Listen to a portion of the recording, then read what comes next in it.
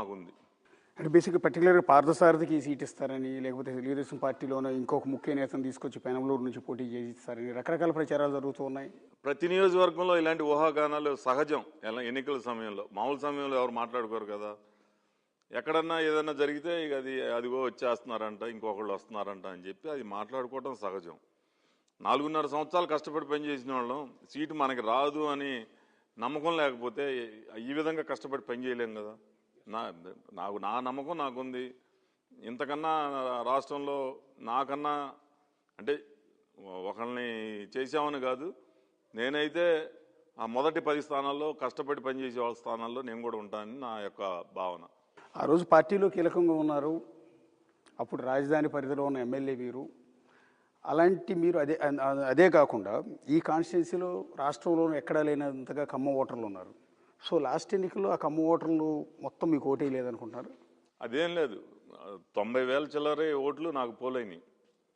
ఇక్కడ ఉన్నది ఒక 55,000 60,000 మంది ఉంటారు. అందులో 10,000 మంది విదేశాల్లో ఉన్నారు. ఒక 10-15% పోల్ అవ్వదు, మ్యాక్సిమం పోలైనవి. అయితే ఇది ఒక రాజకీయ సునామీ లాగా ఆ రోజు జరిగిన రాజకీయ ఎత్తుగడలు అవ్వచ్చు, లేకపోతే సానుభూతి అవ్వచ్చు, సెంటిమెంట్ అవ్వచ్చు, ఏదైనా అనుకోండి, ఆ రోజు జరిగిన ఎన్నిక డిఫరెంట్ ఎలక్షన్. అలాంటి ఎన్నిక మళ్ళీ ఈ రాష్ట్రంలో జరగదు. మీరు బేసిక్గా గత 5 ఏళ్లలో అంటే 2014 నుంచి 19 వరకు పెనమలూరు నియోజకవర్గం అంటే బోడే ప్రసాద్ అన్నట్టుగా డెవలప్మెంట్ చేశారు, రోడ్లు వేశారు, చాలామందికి ఇళ్ళు కట్టించారు, అనేక సేవా కార్యక్రమాలు చేశారు.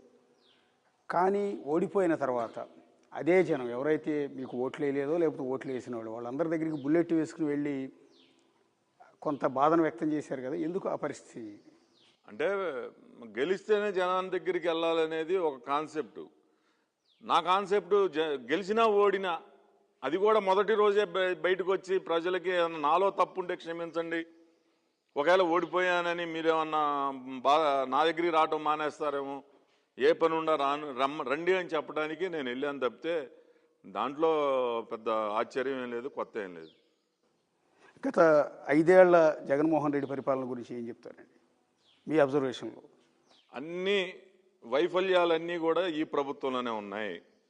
ఈరోజు చుట్టుపక్కల రాష్ట్రాలన్నీ కూడా మన రాష్ట్రం గురించి అభివృద్ధి లేని రాష్ట్రంగా వాళ్ళ రాష్ట్రంతో పోల్చుకొని చెప్పే విధంగా తయారైందంటే ఈ రాష్ట్రం ఎంత అట్టడుగు స్థాయికి వెళ్ళిపోయిందో ప్రజలందరూ కూడా చూస్తూ ఉన్నారు. ఎక్కడైతే రోడ్డు అంతా బాగుంటుందో అది మన రాష్ట్రం అని తెలంగాణ వాళ్ళు అంటే, ఎక్కడ గుంతలు స్టార్ట్ అవుతాయో అది ఆంధ్ర రాష్ట్రం అన్నారంటే ఎంతకన్నా సిగ్గుచేటు ఏముంటుంది. సంక్షేమ పథకాలు చేస్తున్నానన్నారు. మరి చంద్రబాబు నాయుడు గారు చేసిన సంక్షేమ పథకాలు ఎందుకు ఎత్తివేయాలి? అన్నా క్యాంటీన్ ఎత్తేసాడు, చంద్రన్న బీమా ఎత్తేసాడు, మరి ఉచిత ఇసుక విధానం ఎత్తేసాడు, పండగ కానుకలు లేవు. అట్లాగే ఇప్పుడు ఆరోగ్యశ్రీ చాలా పెద్ద గొప్పగా ఏదేదో చెప్తా ఉన్నారు. 25 లక్షల రూపాయల దాకా ఉచితంగా ఆరోగ్యశ్రీకి. అసలుకి నవ్వుతారు. నాకు ఎన్ని కాల్స్ వస్తాయంటే ప్రతిరోజు, ఏమండి మా ఈయన హాస్పిటల్లో ఉన్నారు, ఆవిడ హాస్పిటల్లో ఉంది, కొంచెం చెప్పండి ఫీజులు తగ్గిస్తారండి. అదేంటమ్మా ఆరోగ్యశ్రీ అంటే, ఆరోగ్యశ్రీ ఎక్కడుందండి, అసలు ఆరోగ్యశ్రీ ఎక్కడుంది, మేము ఎక్కడ చేయించుకుంటున్నాం అంటా ఉన్నారు. ఎక్కడా కూడా ఆరోగ్యశ్రీ అనేది ఈరోజు పూర్తిగా చనిపోయింది.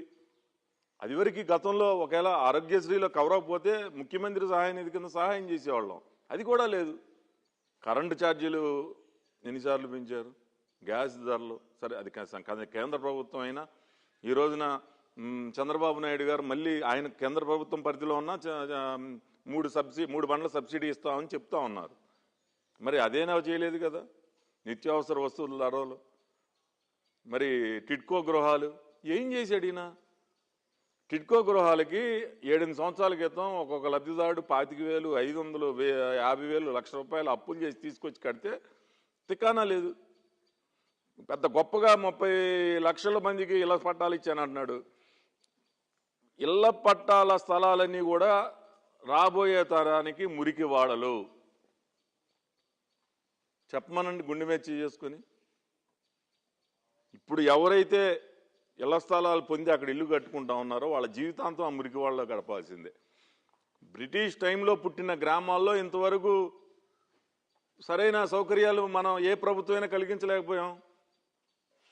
ఇప్పుడు ఏదో గ్రామాలు సృష్టించాను, జగనన్న కాలనీలు సృష్టించాను. నువ్వు జగనన్న మురికి వాళ్ళ సృష్టించింది? నీకు వాళ్ళ మీద ప్రేమ ఉంటే టిట్కో గృహాల్లాగా అన్ని సౌకర్యాలు కలిగించి ఇల్లు వాళ్ళకి అందిస్తే వాళ్ళ కుటుంబం ఆనందంతో గడుపుతారు. అంతేగాని ఇవాళ ఇంటికి ఒక కథ ఉంది. ఆ ఇళ్ల స్థలాల దగ్గరికి వెళ్తే నేను 5 లక్షలు అప్పు చేసి బంగారం తాకట్టు పెట్టి వడ్డీలకి తెచ్చి ఇల్లు కట్టుకున్నామండి, దారి డొంక లేదు, ఇక్కడ ఉండటానికి కూడా భయం వేస్తుందండి. ఈ విధంగా ఇంటికి ఒక స్టోరీ మేము చెప్తే అక్కడికి వెళ్తే గుండె తరుక్కుపోతూ ఉంటుంది. అంటే బేసిక్గా ఇప్పుడు మీరు